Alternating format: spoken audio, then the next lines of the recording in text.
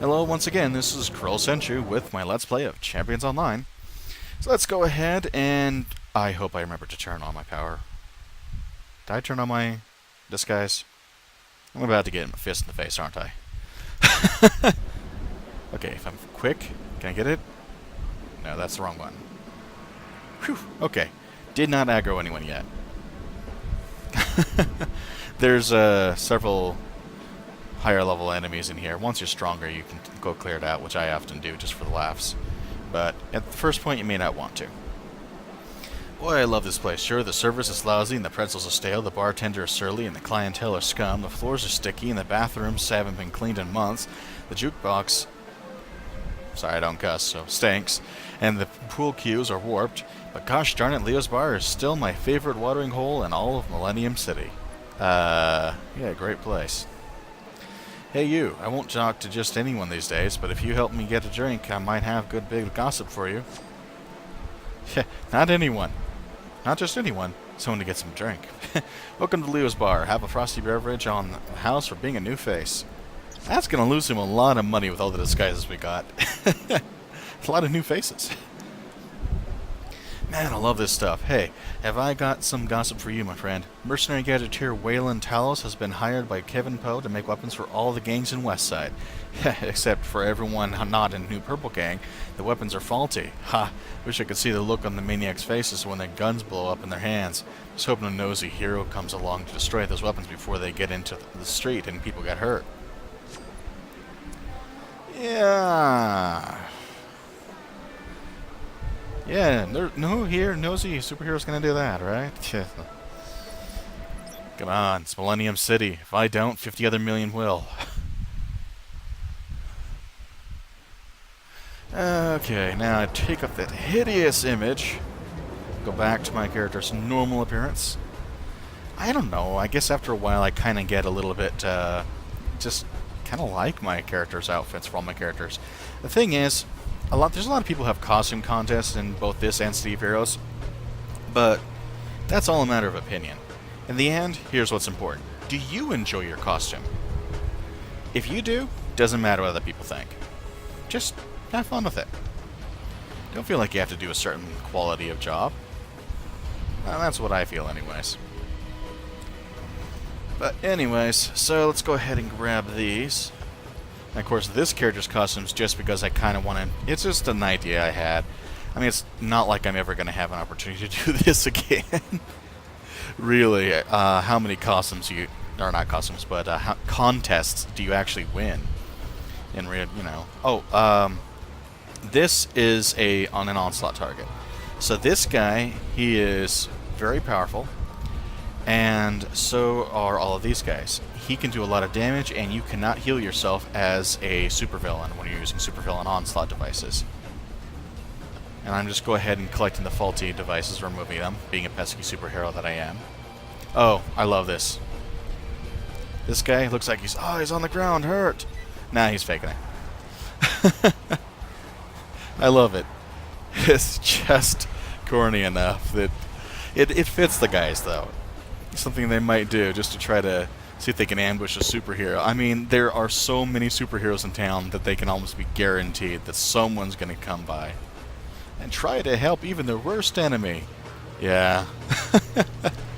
So here you're actually fighting a combination of the maniacs and also occasionally some of the old New Purple Gang guys that you were facing before. So let's go ahead and grab another one of these. I think there are also some on the roof, too, if I'm not mistaken. Oh, right. Is this it? No, never mind. I was thinking if this is something else. Every now and then you'll find some odd little things in here. Oh, right. These guys are level 6 because they just want you to be able to blast them real quick. They're not really designed to be tough fights at this point. As much as they are, or, you know, even challenging. As much as they're just kind of there for flavor. Show the difference in levels sometimes. And along those lines, uh-oh. Can he hit me through the wall? Yes, he can. Wow. Note, I cannot hit him through the wall, but he can hit me through the wall. Typical. Well, too many games do that. So I'll go ahead and keep blasting these guys. I may end up having to use my heal in a moment. Actually, I'm going to use my damage boost. Come on. let's charge up and blast this guy too. Looks like we got a second group on us, but I already was planning on having to use a heal. I don't know if you noticed it started to flash red on the screen. That's to let you know you're low on health and you're in danger. I don't think I ever explained that. Just sort of a warning. A lot of times, honestly, it doesn't show up till you're dead anyways, because the only people who can really do much to you are the people who can flatten you in 2 seconds. Otherwise, you'll heal up yourself so fast it doesn't matter. But turning around, this area often has a whole slug of these purple game guys here. See, level 2? Why would they have level 2 guys here? Well, because they're only here for flavor text, so to speak. I mean, you can really blast through these guys. If you've got area of effects, you can wipe them out fast. See, if I do a full charge on this guy, I think that'll, yeah, that's easy going to take him out. So, yeah, that's just kind of on purpose, though. Whereas these guys actually have a little bit of, you know, normal power for a fight. So, it's just kind of one of those things. It's not bad. Anyways, so I'll go ahead and clear these guys out. Over time, if I find lulls in the action, I'm going to be explaining lots and lots about the game. You know, anything I know about, I can kind of fill in. So since we're still busy... Oh, wait, no, I'm not busy with this anymore. I just finished it, didn't I? Oh, well, what do you know? Faster than I thought. Anyways, let's go ahead and get that done. And then I'll zip on over. And let's see if we can get this next mission done with Zoe Loft, like the medication Zoloft, clearly. They have a lot of that they do, and you're going to get this message every now and then that says, oh, someone got such and such from a lockbox. It's the advertisements, basically. I wish they didn't do that. There are some things that are not progress that people are doing in games these days. I just don't think that it works. People think it works. They really do. That's why they do it. I mean, they wouldn't do something if they didn't think it was actually going to help them. But there's long-term consequences that are not being looked at anymore. People have lost track of the original reasons why certain things were done. And so, times change. Not like we can do anything about it. Anyways. Still a lot of fun to be had in the games, regardless. So it's not all bad. I think in this one... Yeah, I remember this one. Alright, so remember how... this is where you rescued the guy who was going to be beaten up, or whatever. The prosecutor, or whatever. You sneak back here behind the truck, or around to the side, either way. Back here, there's actually... Excuse me, an entrance to the underground. And so... Oh, you'll notice I'm only firing off a couple of shots of my energy builder a lot of times, because that's all it needs, realistically, for me to be able to get to enough power to be able to fire off another shot. So, works well. Enter recruiting location. Okay. Let's get this show on the road, huh?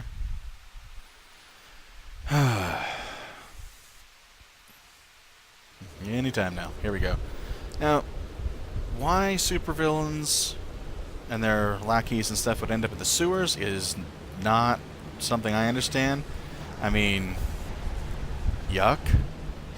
Talk about a place. I don't know. Plus, holy crud, those are big sewers. What kind of sewage do you send through this place? I mean, really? That's insane. I mean, the pipes up there make more sense, but why would you need it to be this open then? Just doesn't make sense to me. I don't know. I have never heard of an example of any city that actually has anything remotely like this. But, you know what? I think it's more for fun than anything else. So, let's have fun with it. Let's see. Oh. See, now you'll notice we're getting some escaped prisoners mixed in. Because this is the recruiting area, where they're trying to recruit these escaped prisons that they've freed. And they'll explain more later about it, but the short version is they're trying to build up their ranks. Now, remember they had that collaboration that we kind of busted in on? Well, that's the whole thing about it. There is a collaboration going on, and each group is doing something to add to their end of the bargain. Well, in the case of the Maniacs, they're causing all kinds of trouble here, right? I mean, basically because... I'm going to use a heal and move on. Gotta perk the Sentinel, all for healing. Anyways. Self-heals for some reason count too for that. Doesn't matter. But as you continue on with the game... Brain? What was I talking about? Curse you, Brain.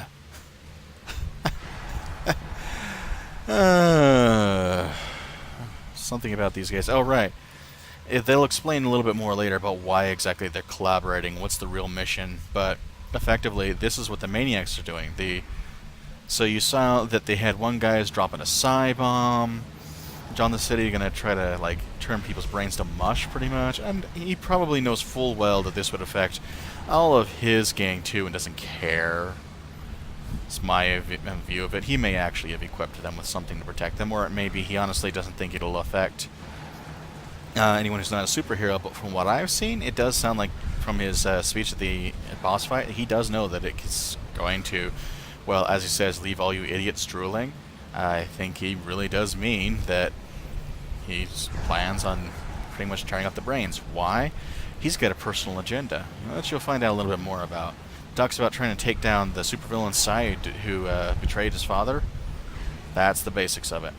They'll go into it more later. I'll go ahead and grab this one. That'll give me a little bit of a boost on the blue bar there. The endurance.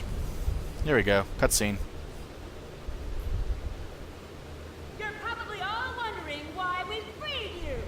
We're giving you your lives back to make you a once-in-a-lifetime offer. Big things are happening. Big forces are joining together.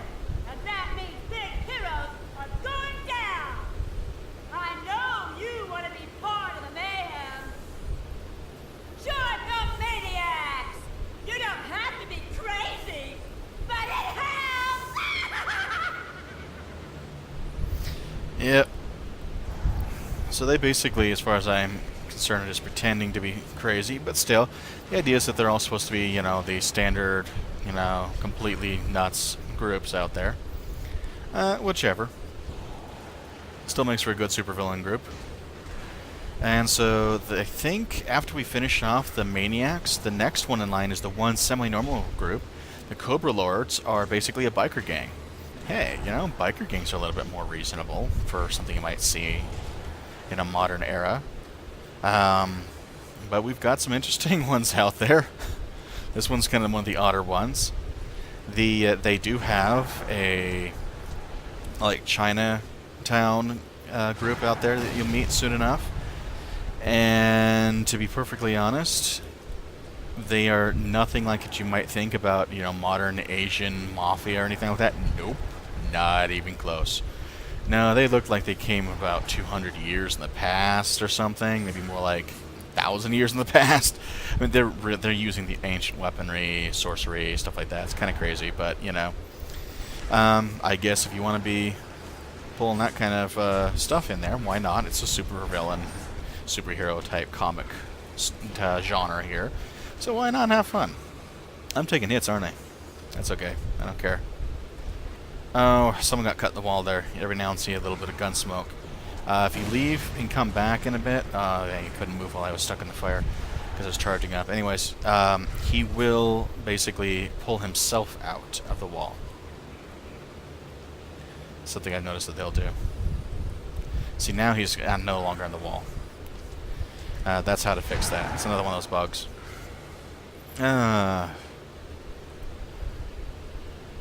Used to be there were only a rare few games that were all that buggy, like the old Superman 64. Now, well, this is no Superman 64 at least, but it's well. Just kind of, you know, for a game that's been out, I don't know, like 5-6 years by now, you'd think it'd be a little bit better quality. But it is what it is. Alright, I really suggest clearing out the whole room before you try to fight Zoe Loft herself.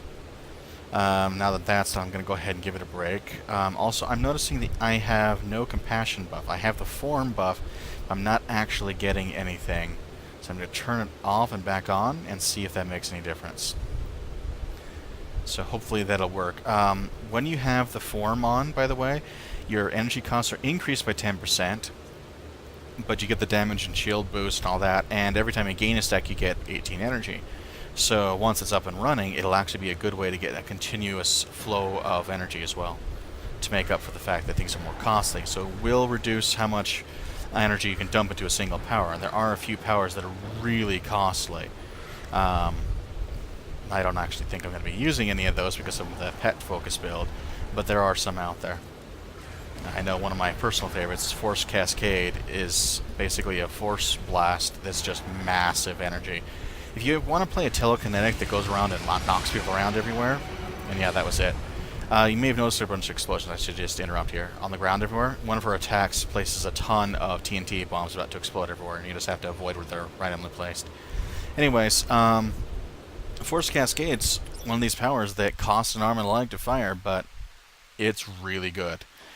You can also get a special power boost mechanic where your energy builder for Force has a chance of putting a shield on yourself. Well, for a few seconds after that shield is up, you count as having an energy form, and you can use that. It will temporarily disable your energy forms, but since you got it just from the energy boost, you will a lot of times be able to use your power for free, and it gets to be pretty darn effective. I'm going to go ahead and level up here, and then we'll probably have to call it for a moment. Yeah, this is one of the things I do. A little bit silly, but I'm standing on the...